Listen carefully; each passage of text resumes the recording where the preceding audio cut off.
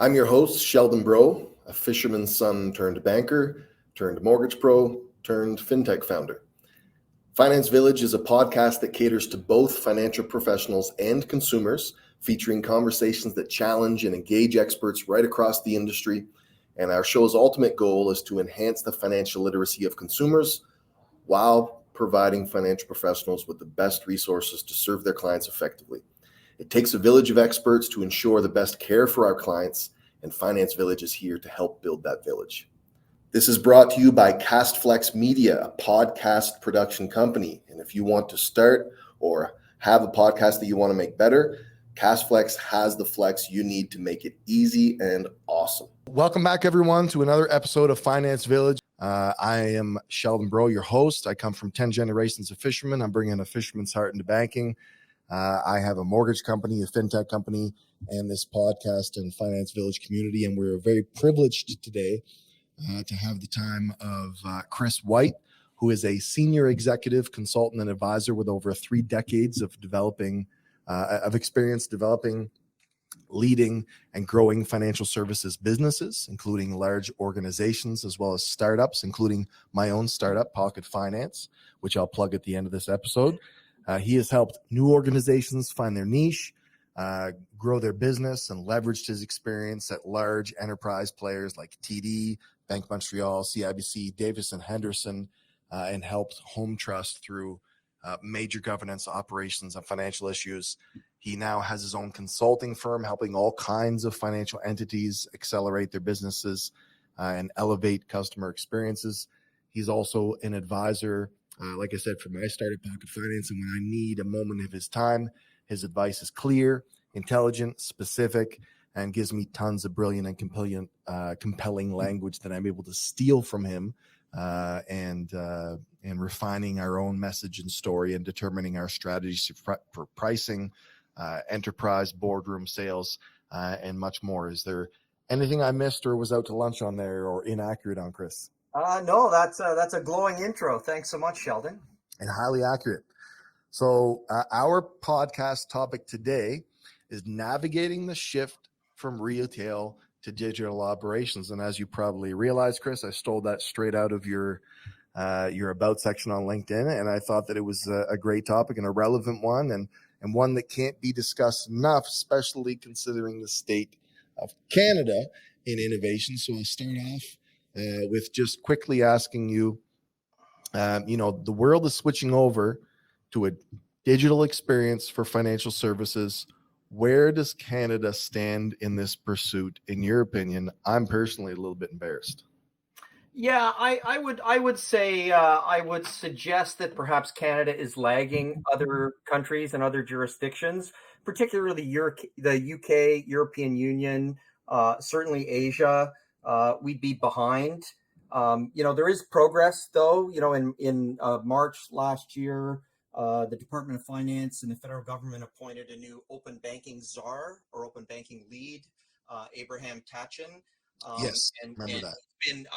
I've met with Abraham a few times. I know he's been in active consultations with both large institutions, the fintech sector, and I think they got the right people at the wheel.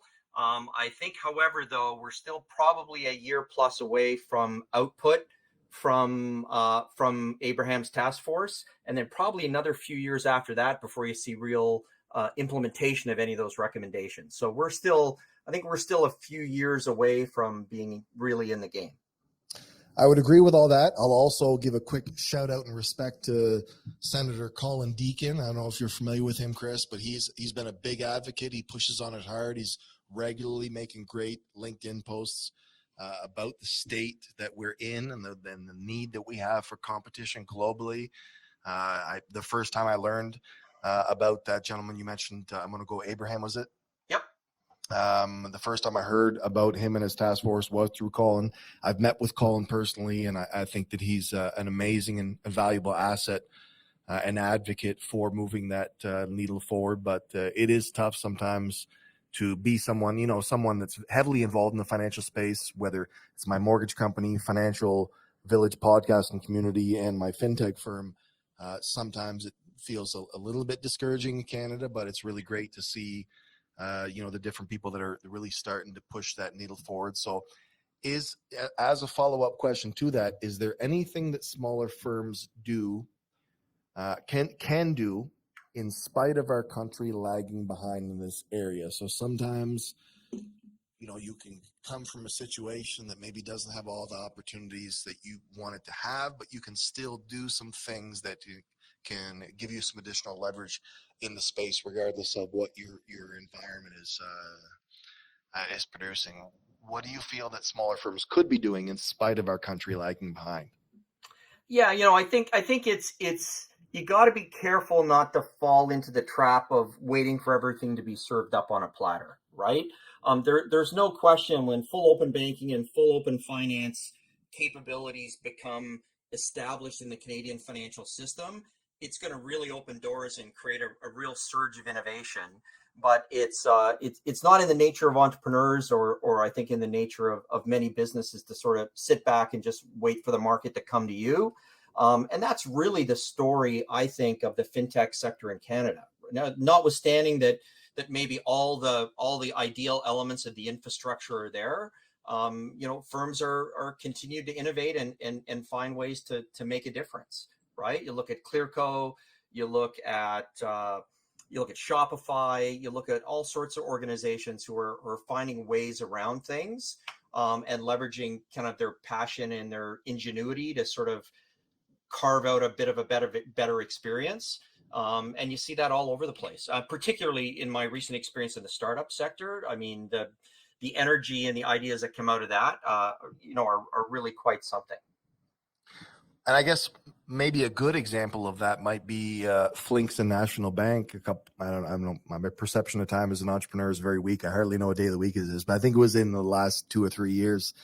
You saw them partner up. You constantly see this weird pushback from some of the larger big banks, and some of them even using aggregation. And I won't name any specific names, but I'm thinking of a particular large institution that has this little rewards program where they're using institution, they're taking your big data, but then they're blocking the aggregation on the other side.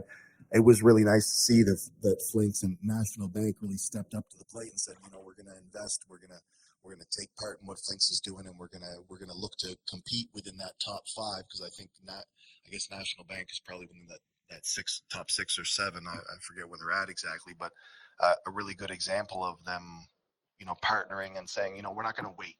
We're going to take these small steps. And you know what? That's a great example of where they're kind of pushing the envelope. So as you know, Sheldon, Flinks uses sort of a bit of a legacy technology called screen scraping to try and aggregate data.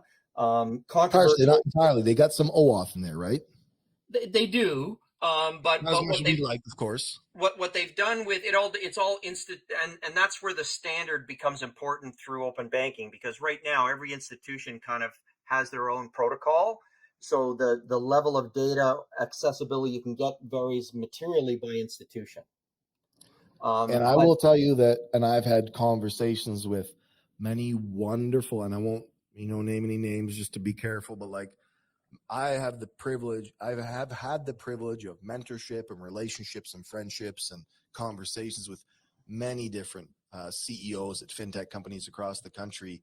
And we have all gone through the same struggle of, we have this amazing, great idea. We want to aggregate.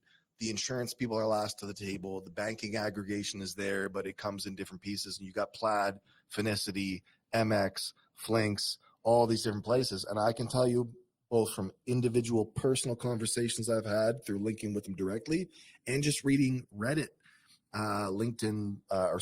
posts within different fintech founders, we're going through the same struggle where we're trying to figure out, well, who's actually able to give me the services that I desire and need to serve my customers in a reliable way that's not all 100% screen scraping. And there's some that are more accentuated in the US and they're starting moving to Canada, and some that are highlighted in Canada but don't necessarily have all the services we need. It's been an incredible struggle for fintech founders to try to find that place to land that is a reliable aggregation service that you can go out and confidently service your customers. But I will give a quick shout out. Obviously I want to try to support Canadian as much as possible. Shout out to Flinks. They've got some great things happening on the investment side. MX is obviously certainly a big player with a lot of tenure in the field. I think 13 plus years and doing some amazing things, but it's not easy when you're trying to come up with these great things that you want to be able to do for your country, for the people that you care about. If you're not just trying to be some cool startup founder that's building up a company to sell for millions of dollars and you're purpose driven, I mean, either side of the table you're still going to be frustrated with the state of aggregation and some of that, like you said, legacy methods of screen scraping, because it's a better than nothing, but it's not optimal. No, and right now I would kind of describe it as a bit of a patchwork quilt of solutions. There is no magic door that you can go to and get everything you need. So people are trying to patch together ways to get what they need for their customers as best they can. And some of these companies, you can see where they've kind of while they wait to get full open banking capability, they've done some interesting sort of workarounds, right? So, I know that this institution really blocks access to data or screen scraping. So what they've done is they've added a statement digitization capability to their platform. So if you can't get a direct connection, you can upload the statements, they'll automatically be digitized, and all that data will get added into the analytical bucket. So again, less than perfect, but it is a workaround, and that's how these firms are innovating to sort of fill those gaps. Well, I'll dive quickly deeper just a little bit into that aspect that you mentioned. So how do you feel? Because a lot of the institutions, you got the Canadian Bankers Association, and they, try to make sure that they're lobbying and being clever all the time. There's this perception of we must block this.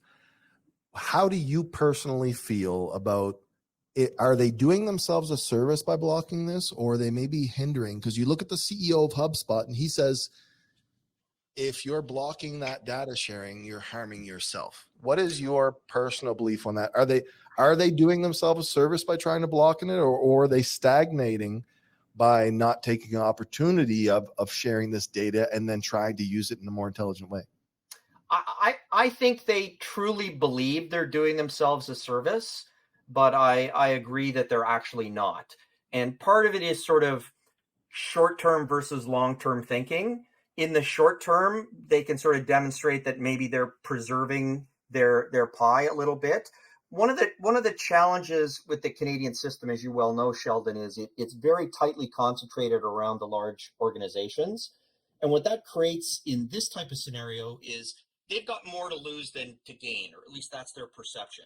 So if I already have 6 million customers on my platform and Sheldon's got 600, if I get Sheldon access to that data, he's got way more upside than I do, and I've got way more downside. So what's the incentive for me as a large established organization that already has all that data and all those customers? What's my incentive to make that data more readily available to my emerging competitors? 100% agree with you on all of that. So that's the and in a way, as a business person, you kind of can't blame them. Agreed. But that's where the empathize with short-term, that. long-term thinking comes in, because I truly believe that open banking is inevitable. It's happened in most parts of the world. It will happen in Canada. And I think what the big institutions should be doing is they should be trying to figure out how they can actually benefit from open banking and create better experiences for their customers, so they don't see an erosion, but they actually net benefit from that. But when you've got something to lose, sometimes you focus more on what you have to lose than what you have to gain. Very, very well articulated. And I 100% agree with everything you said. I'd say that there's even some translation of that over to the AI field, where a lot of us feel awkward and uncomfortable. I'm regularly talking to people about the Chat GPT side, where the future of work, if you're not engaging, I don't care if you're a janitor, if you're not regularly engaging with Chat GPT, you're losing out on a level of engagement and nuance with that interaction with AI, where you're losing a relevance in that future of work. And yeah, we can have those opinions, which all of us have a level of, where there's awkwardness and discomfort and concerns and whatever else, but it's going to happen regardless. So, well, why not try to direct it in the best manner and take advantage? Yeah, and this is a well-trodden path and an example used in business case studies and business schools all the time. But you look at the Kodak example, right? Where they had huge profit margins built into their traditional film business, huge, and they had almost a captive share. Like Kodak was the dominant player. Most of the film sold was Kodak film, and the profit margins were enormous, and they had a captive audience. Digital photography came on the scene, and they fought that tooth and nail for the longest period of time. They refused to sort of play in the digital photography space. And where is Kodak today? Right? Nobody knows. So short term, they were able to defend their film franchise for a while, but inevitably it got taken over by digital. So it all depends on your span of horizon strategically. Are you looking at your company in the next 5 years or the next 50? Yes. And do you want to excel or do you want to suffer from emotional damage? Sorry, I got to use the button once in a while. Yeah. So I think that's a big part of the challenge. And the back to that concept of when you have a big franchise and you've got something to lose, there's a dynamic that forms where your upside from innovation can be perceived as lower than your downside risk on your existing business. So what that drives in a large established organization is a tendency towards more evolutionary innovation than revolutionary innovation. Because so you're is it constantly fair weighing for that me risk management, right? 100%. Is it fair for me to say, and I know your business and your history pretty well. I've researched it probably more than you realize. There's a lot of great value that a startup and a small to medium business in the financial world can gain from somebody like Chris. But if I'm a large entity, if I'm a big bank, if I'm a high level executive in a big bank, this is the type of thing I may want to come to Freestone Group or your consulting company to get some additional insight as to how do you balance those two desires of protecting the things that you want to protect, but also taking advantage of the things you want to take advantage of. Yeah, the other thing that I was thinking about as we kind of talked about doing this episode is it's another sort of a big cultural difference between a large organization and a smaller innovative one is, by definition, large organizations are run by a bureaucracy. They're run by groups, right? So it's very hard to get a cohesive single driving vision. Every decision is made or vetted or processed through committees. So a lot of time and energy goes into the debate back and forth with, but you've said your bit, I've said my bit, the risk management guys got to weigh in, these guys have to weigh in. Where smaller firms have the advantage in that, I think, is if you've got a single overriding driving vision for your business and you've got an individual or a smaller group who's pushing that vision, you can sort of line up everything against that vision. And you're not subject to that sort of lowest common denominator effect that comes from committees. Yeah, that agility is hugely impactful in the current environment. And then I would also say that it's shocking. It's absolutely shocking how many times, to me personally, and there's a million examples, from teeny tiny little modest examples to big caliber, big company examples, where there's things that go through an approval process of more than one person. And you're wondering, one person should have saw that there's some gaps here. The fact that this went through this went through a committee and still got approved as being intelligent strategy moving forward is just spellbinding to me sometimes. So I'll give you an example. Mm-hmm.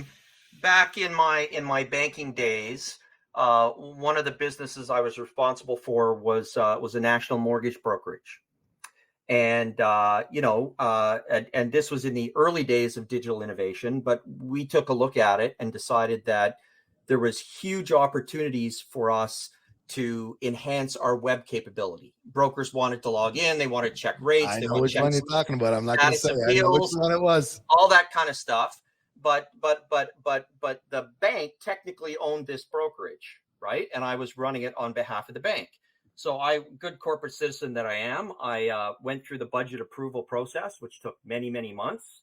And I requested funding to enhance the website. And we'd done all the planning. We knew what we wanted. We knew what features we needed to add, because it's all feedback from the brokers, right? It's all customer-centric design. And then after the better part of 9 months of that debate, I finally got into a boardroom where I was given the benediction and the blessing that, yes, indeed, they would prepare to update the website. They could probably get to it within the next year, and it would only cost $7 million. So I said, thank you very much. I went rogue. I went off-site. I hired a developer to build the website for me. It was done for under 100 grand in about 90 days. Wow. And again, I won't mention any names, but if I'm thinking of the same place that you're speaking of, how did things fare out for them? Well, there was two. One of them is gone now. Not in the most desirable way. Not in the most desirable way. So, and again, I'm not saying that people were of malicious intent or anything. It's just the nature of the system that all that process, all that overhead, all those conflicting priorities. I mean, something that a lot of people I don't think understand is that large banks have access, obviously, to a lot of capital.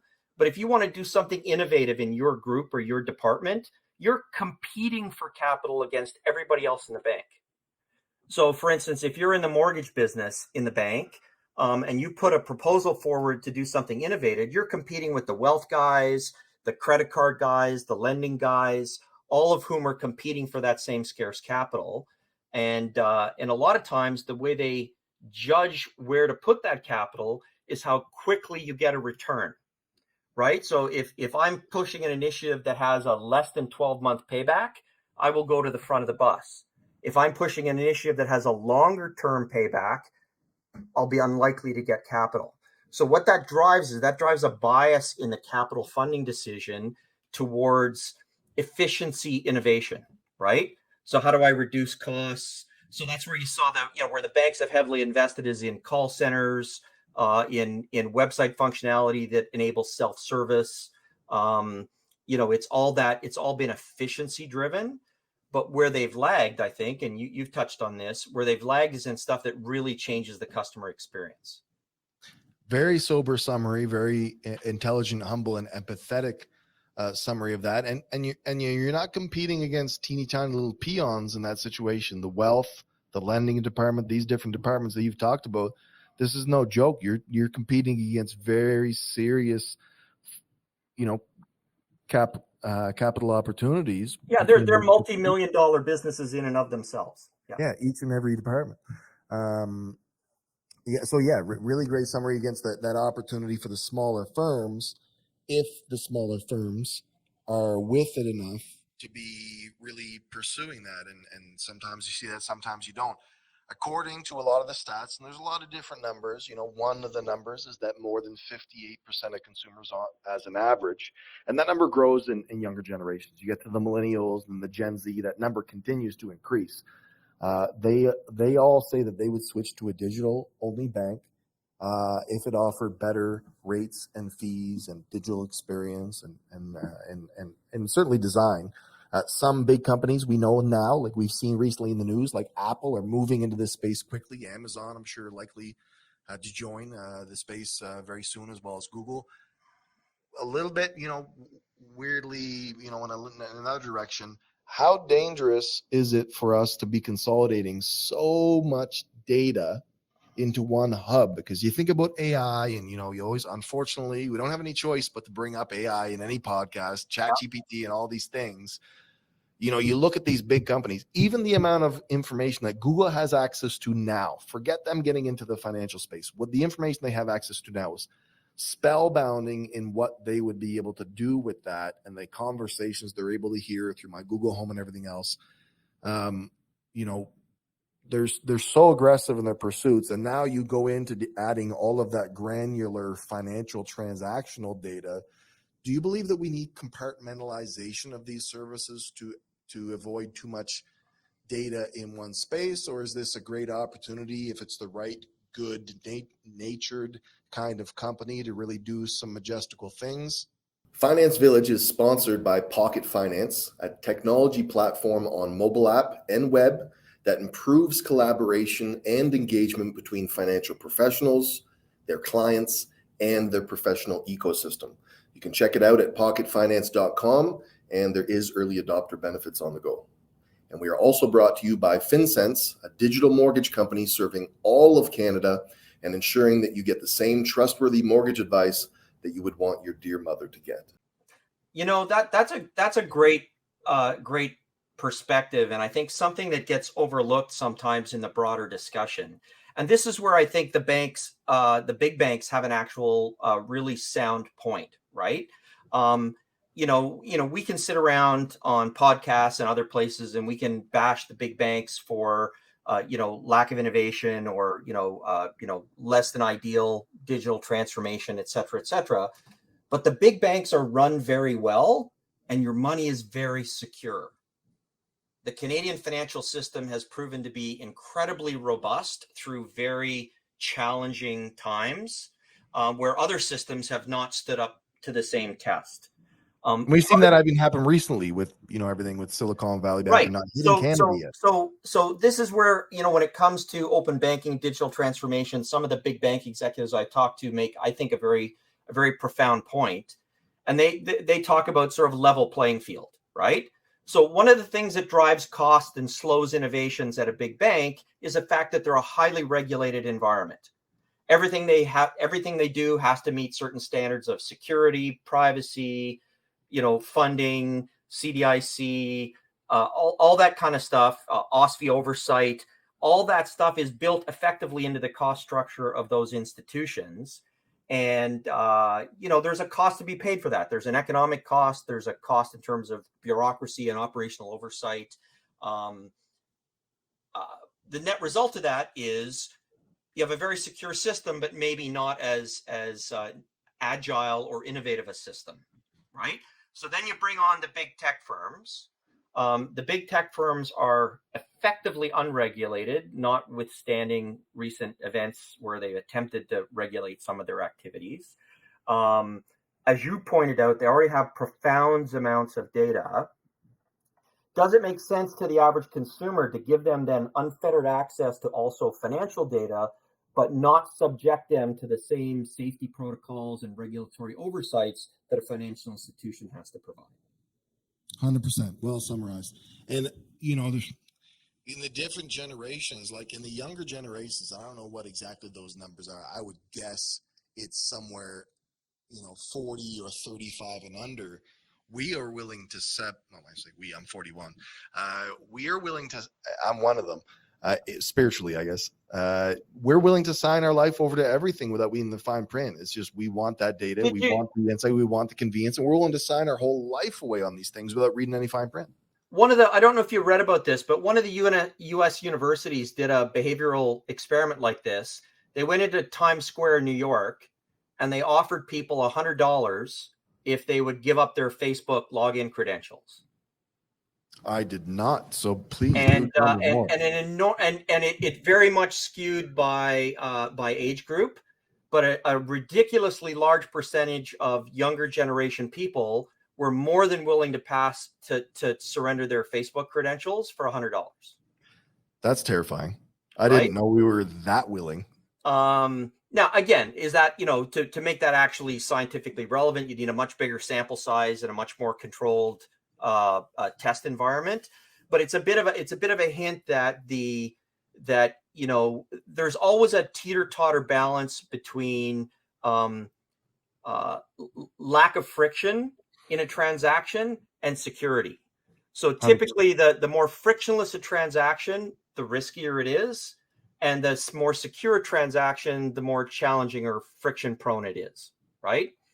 So the whole financial services industry and other industries as well are constantly trying to find that balance. How do you create a customer experience that is as easy and engaging for the customer as you can without exposing them to significantly increased risk of loss of data, loss of financial information, whatever. That's a really great point. That's the balance that everybody's trying to do. And, you know, people on both ends of the spectrum have different perspectives. So, you know, on the real kind of super conservative bank end, it's more about security than it is about friction. So you get kind of a fugglier user experience. At the other end, you get a like whisper quick transaction, 2 taps on the screen and your money's gone. But the security there is not to the same standard. And here's the challenge. Not everybody is on the same point in that spectrum. And good luck as a consumer trying to figure out where that institution is on the spectrum.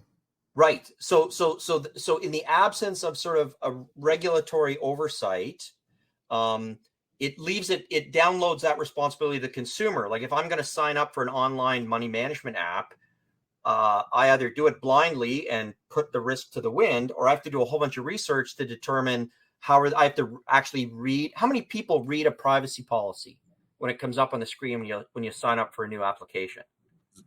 So close to zero. So on close, virtually zero. Right. Cell phones, yeah, virtually zero. Right. So like, and that's okay if it's just, you know, I'm using it for my email, but when I'm using it to manage my personal finances and pay my bills and stuff, that starts to become maybe the impact of a loss of that becomes a bit more profound. Yeah, and think about the other parties. I mean, what's one thing to manage your own finances, but then you're trying to make, whether you're maybe a financial advisor or even an executor, trying to help make these, you know, decisions, you know, for other people can be, you know, kind of scary. Well, I'm going to put you on the spot here. Sure. I want you to actually give me a number. It's just your best guess. We're not naming any names. Yep. What percentage of big institutions, I'm going to compartmentalize this into two. What percentage of big institutions are you impressed with what you see in digital transformation? And understandably, and you've made very intelligent points in regard to this, it's not easy for them to just run full force towards innovation. They have to be smart, and we got to respect that. But what percent of institutions, and we'll say, you know, not just the 5 big banks, we're talking about all type of bigger entities that we know their names and we respect. Are you impressed with what you see in digital transformation? And what percentage would you say, and then these two numbers don't need to add up to 100% because maybe there's some outliers there, but what percentage are you scratching your head wondering, and I'll quote my former manager at BMO from Montreal, he had this adorable French accent. What percent are you scratching your head wondering, did they smoke a bad one, or what are they doing? Other than key decision makers in the state of our innovation as an industry in this country. So what percentage are you impressed with if you had to choose a percentage? And is there a percentage that you're scratching your head being, what are these guys doing? Are they doing anything? You know, it's a challenging question, as you know. One of the things I've been surprised at in the last few years in my consulting practice is I've gone in to work with institutions on particular digital transformation initiatives. And one of the first questions I always ask is, how do you define success? And I would say 80% of the time they can't. So that's a bit of alarming to me, because you're investing real dollars, but you don't know what success looks like if you actually stumble upon it. So I spent a lot of time working with those teams, reverse engineering while the project's already in flight, to be able to get them to define what success looks like and how they're going to measure it. So I would say in at least 50% of the initiatives that I've personally seen, one of the things that's missing is a clear understanding of what success looks like and how we're going to measure it to know that we got there. So by definition, if you don't know where you're going, any direction might get you there, or vice versa, right? Well said. 80%, that's a big number. That's a big right. number. So that's a bit of a challenge. And then to be fair to everybody, some of these things are really hard to measure. So like I said, the ones that typically go through, and I would say, it kind of depends on how you define success. So the ones that are easy to measure are the ones that are, I'd say, most successful. So for instance, if it's an efficiency play, if you sit there and say, I'm going to add this functionality to my website so that Sheldon can, instead of now having to call the call center and talk to an agent, he has to log in and get the data by himself. And I can analyze that and say the net result of that is I can lay off 350 call center workers. I can show a good measurable ROI on that. Those they do a really good job on, I would say, the large organizations, because they have a really solid understanding of the metrics of their business, and they can weigh the investment in the technology against the cost savings typically in labor. It's not unlike an offshoring type of analysis, right? If I'm going to move a function from here to offshore, I can run those numbers. Where it's much more challenging is if it's not something that's measurable. Like, let's say my goal is I want to design this new technology capability that's going to make a huge impact on the customer's experience of interacting with me and my team in my wealth management office. How do I measure the impact of that experience? Well, the KPI journey is always, an interesting one for a lot of us, because you get those conventional ones and you're trying to maybe experiment or discover some new and interesting ones as the landscape continues to evolve. So, getting back to that core of the topic, I met with a gentleman, and again, I won't name the institution, but a very big, well-known institution across this country. He had a client that had been with him for double-digit years. Yep. The advisor and the client were probably in their, I would say, very late 30s or very early 40s. Okay. So tenured but relevant, fresh young thinking. And the client called him and said, "I'm leaving you, and I'm going over to this large financial institution, a much bigger one." And he said, "Well, okay, you got to let me know why, man. They've been with me for a while. Understandably, anybody want to know that." And he said, "Digital experience." And yet, my interpretation of what I experienced with the conversation with this advisor is that they still didn't seem, even after that experience, to be pursuing improving their digital experience beyond whatever their MGA and dealer was offering. So my question to you, Chris, is how much should independent advisors be scrutinizing their company's innovation and digital experience? And how can an advisor audit this respectfully and effectively within a big firm to determine, is this place the place I should be to make sure that I'm relevant in the future? Yeah. So first of all, I'm a bit appalled by that story because, I'm appalled that I might leave a trusted, intelligent, well-informed advisor for some online convenience. And for the record, between you and I know that the institution that the person went to didn't have some majestical digital experience. It was barely better than the poor experience. Well, that's the thing. So first of all, I for that particular customer, without knowing the details, I would sort of question their judgment on that. The other thing I put into the equation here is, when you have a hammer, everything looks like a nail, right? So where I've seen people be really successful with digital initiatives is when they take sort of an asset management or portfolio management approach. There are certain types of activities and interactions that really lend themselves to a digital environment, and that there are others that do not, right? So I think the proportion of people that are really looking for a fully digital, no-touch experience is relatively low. Agreed. I'll be challenged on that. I'm happy to, but I 1,000% agree with you. I think most people, they're, like, I'll give you an example for online banking, right? I'll never pay my bills anywhere but online or on my phone, right? Like it's just such an easy thing to do. I don't need to talk to anybody. It's super fast, super organized. The history is there. I can retrieve it whenever I want. That's a task that really lends itself to a digital experience. Doing estate planning while there may be tools that would enable and help with that process, I'd still like to talk to somebody and get the benefit of their experience. So, as an individual advisor, like, how do you manage that? So yes, first of all, you should absolutely audit the tool set that's available to you. I think if you're running a wealth management firm, you should be listening to your advisors, right? The advisors have the pulse of the customer. They know what the customer is looking for. They know what's happening in the marketplace.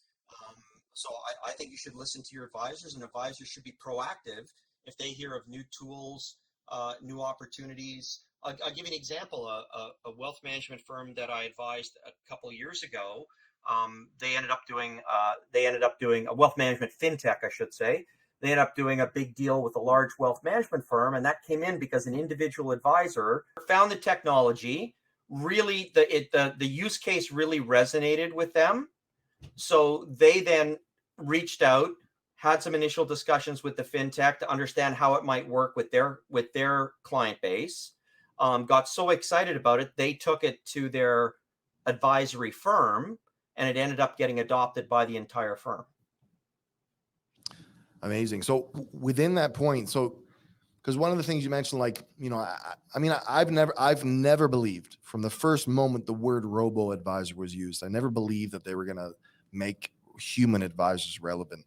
And my first job in a bank was at CIBC. I was at the call center. And like any big bank, when you call into the bank to telephone banking, if you put in your banker number and your PIN, it will give that call center representative, and it's, a very effective and helpful thing, a pretty impressive summary and a great view of everything you can see the first day that client started banking with the institution. You can see every transaction, every product, interest rate, and everything else. It empowers that human to be able to gather that quick overview in order to ingrain that in human intelligence into the conversation and give them some quick advice. This is what technology and AI and everything, I think even Chat GPT is a great example. I think, when I put instruction into Chat GPT, it gives me a phenomenal foundation, but it's very rare that I say I would leave it entirely to the foundation that the technology has given me. I now want to season it. It's just giving me, like that, again, smart screen at CIBC that gives me awesome information to be able to best human intelligently advise. And again, I think every bank has that. This is the same thing that AI is going to do for us. And the robo advising is going to do is this going to consolidate that overview, that holistic view of what the client has going on, and empower you to now then use your human abilities and the unique intelligence as human have to give that further advice. Yeah, I'll give you an example. A fintech firm I'm working with recently, they had to refresh a whole bunch of their content. So they put all the data into Chat GPT. They gave it the right instructions. It drafted the refreshed content, but then they used that as the rough draft to finish off themselves. So what it did was it eliminated a lot of the labor saving stuff. It got them, instead of starting at 0, they were starting at 4. Exactly. And they took it from 4 to 9, and then it was publishable. 100%. That was an enormous time and energy savings for the firm. They're a fintech. They don't have a 300-person marketing team or content management team. So using a tool like Chat GPT gave them that sort of automated initial pass, removed the sort of blank page phenomenon, but it wasn't a finished job. 100%, and that's exactly the same way I see it. It's and it'll be that way for a long time. 30 years until we have quantum AI at these astounding pace. It's equipping you with that foundation, but it's that foundation that's not something and there's nowhere anytime soon regulators going to, I think, allow technology to 100% give financial advice, because it's incredibly dangerous. And where does the accountability lie? Yeah, and you know what? You just said the magic word there, right? I struggle to foresee a point where you could make an AI engine accountable.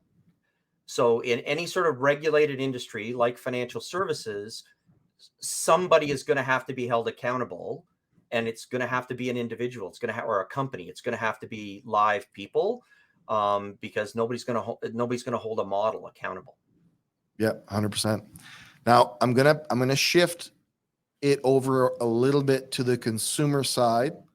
Many people that are not using ChatGPT currently are potentially, I believe, personal belief, and there's certainly other people that are shared. Just saw a cute little video from Gary Vaynerchuk the other day that vindicated what I thought was, in a personal opinion that I had stumbled across or through some thoughtfulness. Many people are not using it. I've specifically asked 5 people today, and none of them were using it more than once per week. So Okay. my thought is that as a consumer, are you putting the future of your work, or in this case, obviously the future of your finances, at jeopardy by not starting to train your interaction with AI? Do you think consumers need to be taking time to take pause and seriously consider if they need to start adopting better digital banking experience, or should they just stick with the big brands and cross their fingers and hope that it all works out and the executives in these big brands guide them in the right direction? Because finances will affect everything about your life, your relationships, your romance, your kids, it's financial stress statistically is the greatest stress that exists over every other stress. So would you really, for the people that you care about in your life, would you say, hey, sit down and take a moment and think about what is your experience as a consumer? What changes do you want to make? What do you want to adopt? How do you want to kind of create this experience for yourself? Like specifically as it comes to sort of educating yourself on personal finance, or more broadly? Not just educating yourself, that's part of it, but managing it in general. So I'll give you an example. One of the I see these banks every year. There's a number of different banks. They're winning awards for their awesome online experience. Maybe it's just me.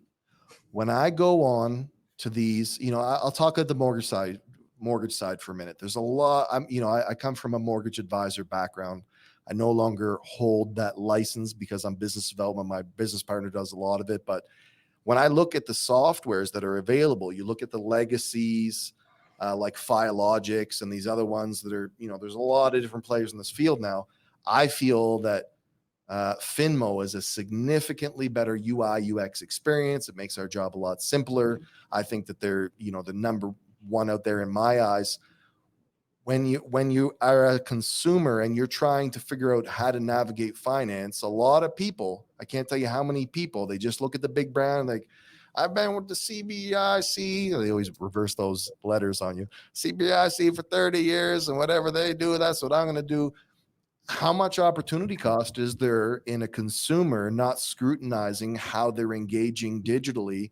And again, even, the number I read on Crunchbase, a really great report not too long ago, I think it was on Crunchbase, where it talked about the number one reason that people trust technology is the design and the user experience. And it's 10 times more important than any other industry in finance. When I see that certain big institutions are winning this award for online experience, and I go look at, I can't think of any big bank that I go on and think I just see a bunch of text. It looks like almost a Commodore 64 experience. And I mean, it's, user experience and design is a big, very important part. Cool. So maybe some people are comfortable with a more basic experience, but how much should the consumer be scrutinizing how their experience is in interacting with the digital offerings and the different opportunities? Because financial literacy is a big piece, right, of how we're able to navigate finance. Obviously, that the different people that we, there's sometimes you have a spouse, one is good with money, one's bad with money. There's a lot of different variables, but at the end of the day, the institution that you choose to interact with and the path that they have going forward, how much would you emphasize to your kids or your nieces and nephews or your cousins or the younger people in your life Do you have any advice for them for, just, wherever you're at is good as long as they've been around for a long time and they have a strong name, it's good? Or how seriously, I guess, punchline, how seriously should they be scrutinizing the experience they're having now versus what they should be having? Because financial advisors need to do that, as we've previously discussed. If they want to have success with clients, they need to sit and audit, what is my brokerage, dealer, institution, whatever it is that I'm under, that I'm housed under. I need to seriously sit down and talk about how is this going to allow me to serve clients in an optimal way. But then the clients, how much advice do you have for them on what should they be sitting and independently scrutinizing on?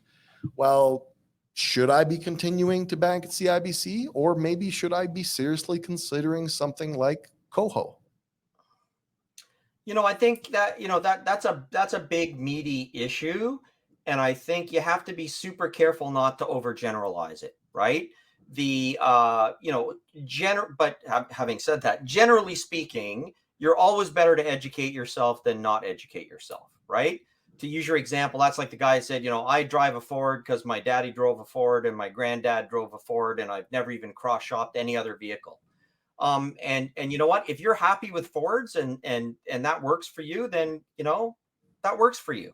I would generally say, though, it's always better to be as informed as you can be, and to be informed with as little bias as possible, like to be open-minded. To your point on user experience, I'm going to push back a little bit there. User experience, I believe, is very important. It's important to things that choices that I make, but it's more important to some people than others. And you got to be careful of the flip side of that, where it's all flash and no meat, right? So if it's all user experience, it's the prettiest application out there, but it doesn't function very well.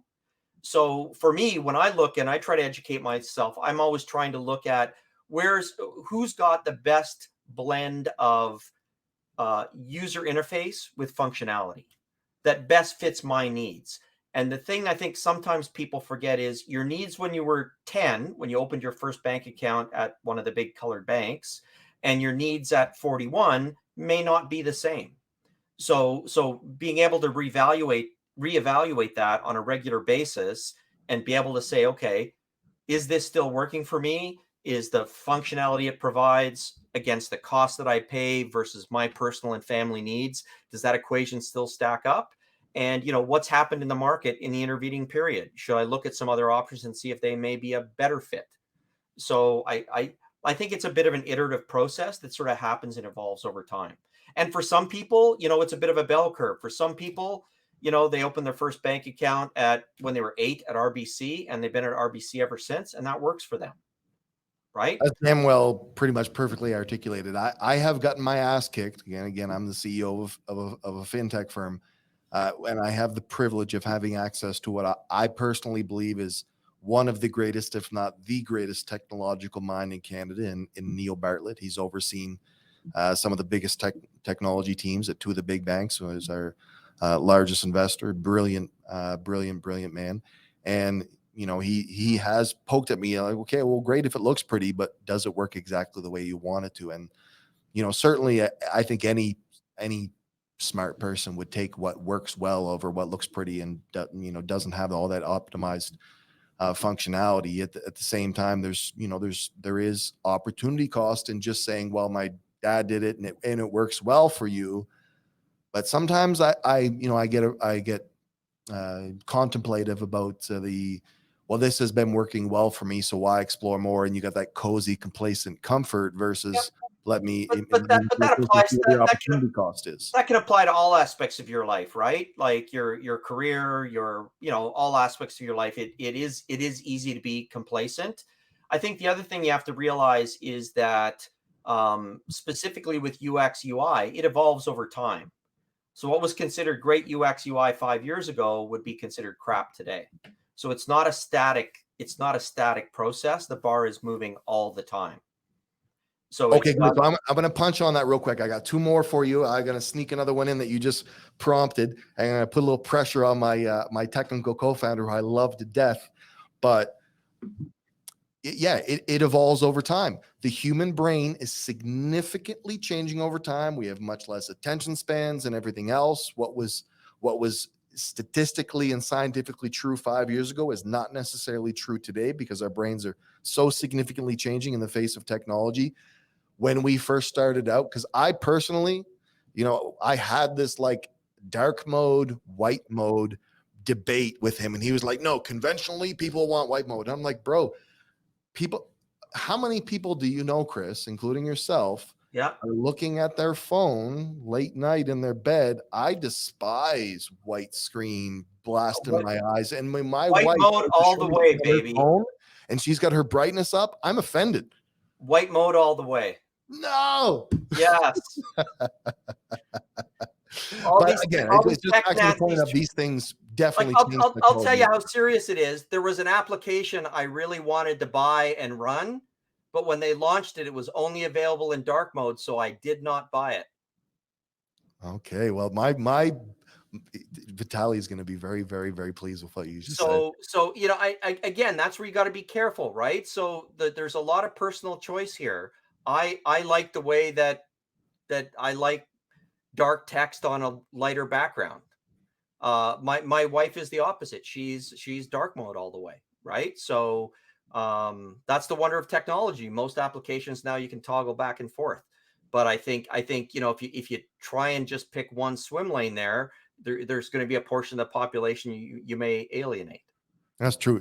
I do feel a little bit better that we did end up going with the default white mode, though, because I felt guilty about that for so long, because there was a lot of young people I was talking to, like, dark mode. And like I said, the bright screens late at night, they just traumatize my eyes fully. But again, my technical co-founder would say statistically, psychologically, historically, you are right. And and I don't think there's magic to it. It probably relates that, for generations we've been trained to look at dark text on a white page. Yeah, 100%. Right? Maybe 20 years from now, to your point, things evolve. 20 years from now, white mode will be archaic. All right, I got one more question. And after this question, I'm looking for a plug. I only take people on that I either know very well, or I've had a lot of experience, or I've researched very, very intensely. I don't want you to be humble. I want you to plug yourself hard, because I think that anyone that has any of your time and pays well for it has a great privilege and opportunity in the current state that we're in. But before we get to that, how well do financial professionals and big and small financial organizations collaborate in the current retail environment? How quality is that collaboration, and what are you seeing as a shift towards digital experience that is improving that collaboration between financial professionals and clients? So what is the state of collaboration now in big institutions and small, and where are you seeing that go? So over the course, I'd say it's certainly better than it has been now, but it's not as good as it could be. In the dark old days, and I think that the difference has been technology. So you probably even remember in the dark old days, like, there was such brick walls between divisions and departments and professionals.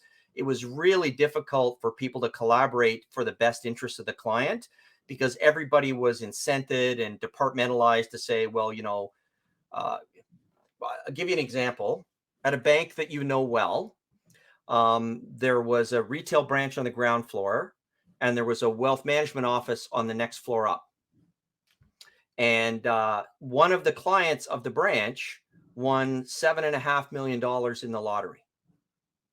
They deposited that money in the branch, and the entire branch management staff bought champagne and celebrated, because they crushed their deposit targets for the year by that huge influx in deposit.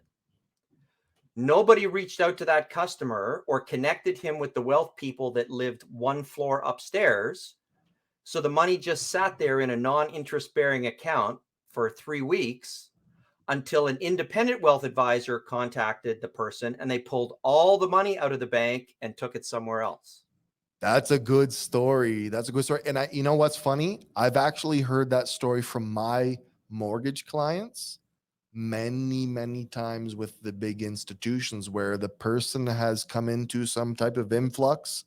That client has reached out to the private wealth department Yes. And somehow, sometimes there was stories about conflict between the branch level and the wealth department, kind of battling each other. Sometimes it was just a matter of falling through the cracks. But that is a very interesting. Yeah. So the and net funny result is story.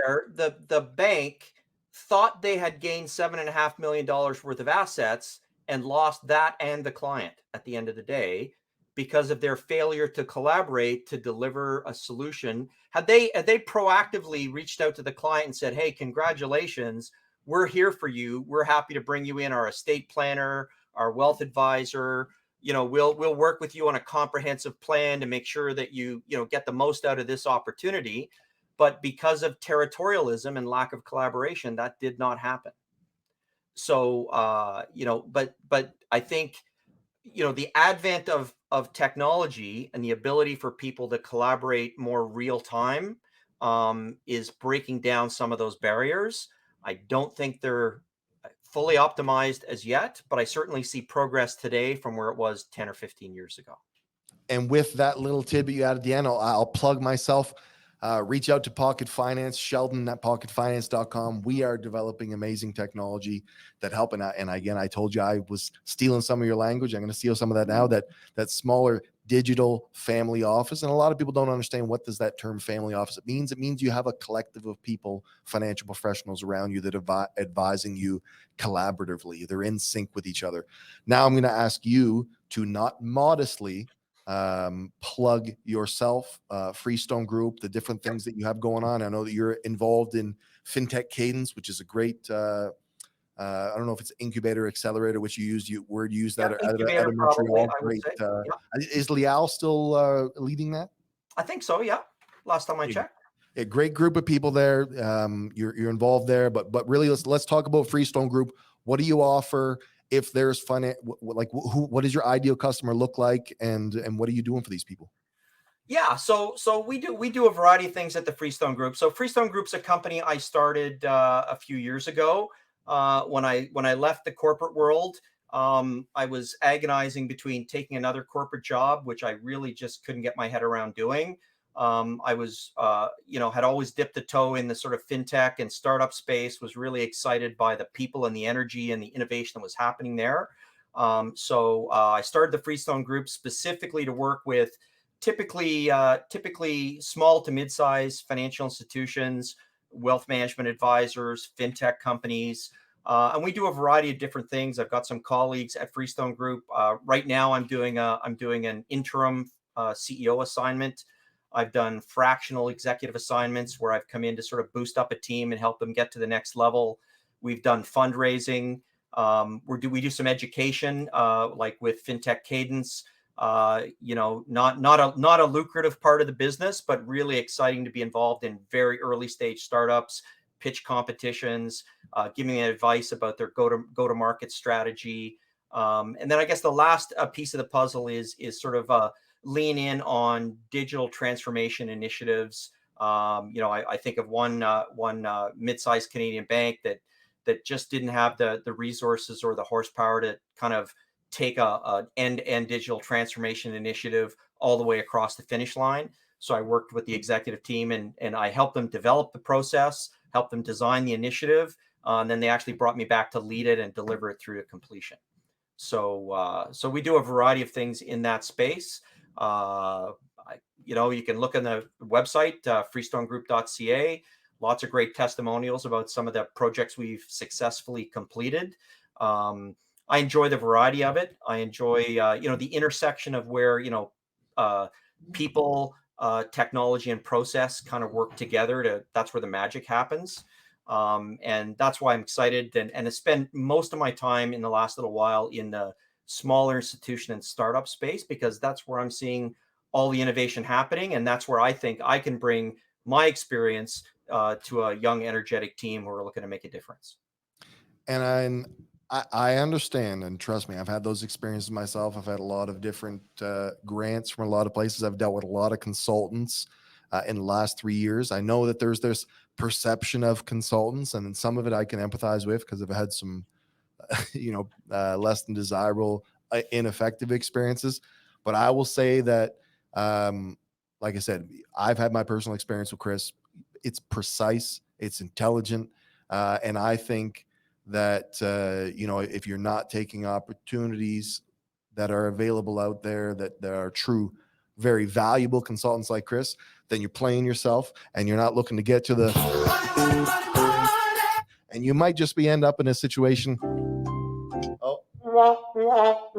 Emotional damage. So reach out to Chris. What is the email address on the website again? Just plug it. Just We're gonna put it email at the bottom address of the is screen here. chris@freestonegroup.ca, and the website's www.freestonegroup.ca.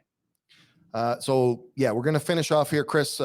Super grateful for your time. Everyone's time is valuable. Your high caliber is very, very valuable. Super grateful for your time.